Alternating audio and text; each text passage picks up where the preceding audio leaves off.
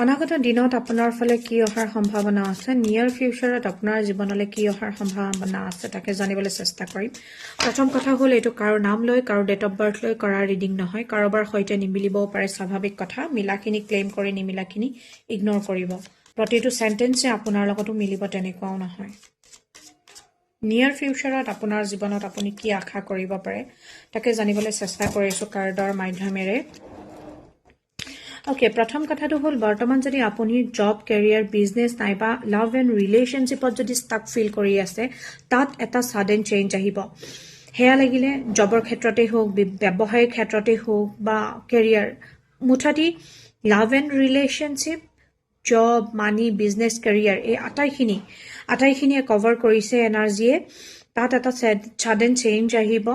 আৰু বিশেষকৈ জবৰ ক্ষেত্ৰত কৈছোঁ বা কেৰিয়াৰৰ ক্ষেত্ৰত কৈছোঁ, আগন্তুক 8 মাহৰ ভিতৰত আপোনাৰ ফালে নতুন অপৰচুনিটিজ অহাৰ ষ্ট্ৰং পচিবিলিটিজ আছে, সম্ভাৱনা আছে। মাত্ৰ আপুনি গ্ৰেব কৰিব লাগিব, নহ'লে আহিব আৰু আপোনাৰ মূৰৰ ওপৰেদি পাৰ হৈ গুচিও যাব।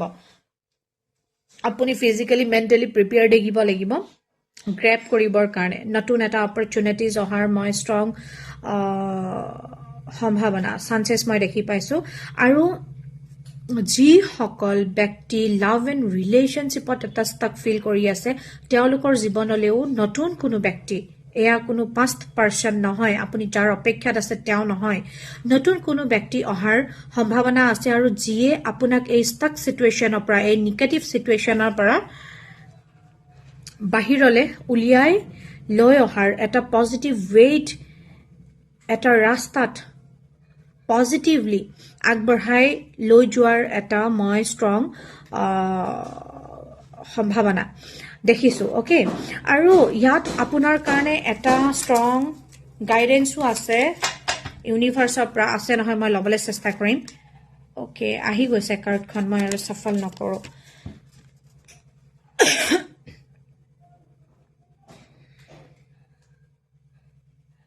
এই সময়খিনিত আপুনি ফৰগিভ কৰাৰ সময়, আৰু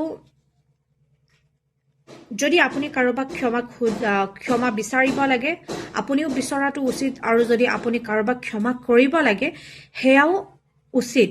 আপুনি হয়তো কাৰোবাক ক্ষমা কৰিব লাগে, আপুনি ক্ষমা কৰি দিয়ক।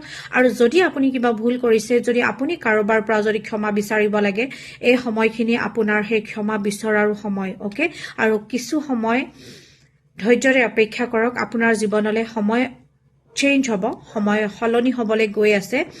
আৰু নিগেটিভ ৱেইট নহয়, পজিটিভ ৱেইট টাইম চেঞ্জ হ'ব। অলপ সময় আৰু আপুনি ধৈৰ্য ধৰাৰ প্ৰয়োজন আছে।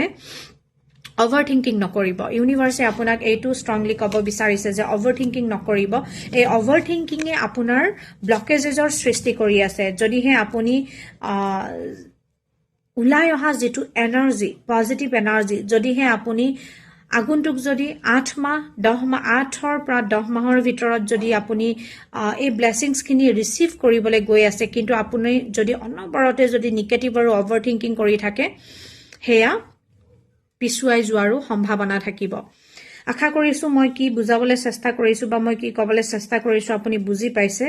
মই যদি বুজাব জনাও নাই, আপুনি বুজি লওক নিজৰ ভাষাত। Thank U.